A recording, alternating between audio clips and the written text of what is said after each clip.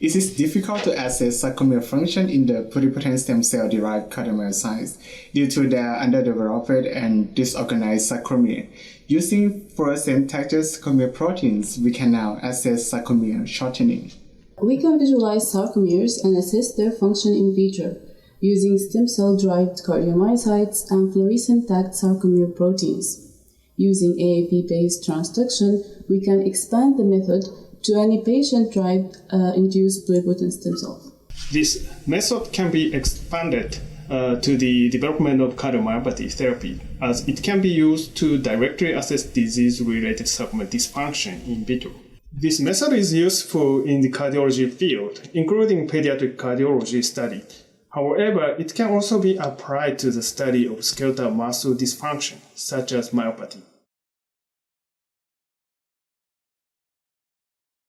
On day -4 of differentiation induction, coat a 6-well plate with 0.5 micrograms per square centimeter of laminin 511E8 diluted in PBS for a 30-minute incubation at 37 degrees Celsius and 5% carbon dioxide. Nearing the end of the incubation, treat the human-induced pluripotent stem cells with recombinant trypsin for 3 minutes at 37 degrees Celsius. When the cells have detached, harvest cells to medium supplemented with 10% FPS for counting, and resuspend the cells at a 1.25 times 10 to the 5th cells per 2 milliliters of AK02N medium, supplemented with laminin 511E8 and ROCK inhibitor after centrifugation. Next, aspirate the coating solution from each well of the 6-well plate and seed 2 milliliters of cells into each.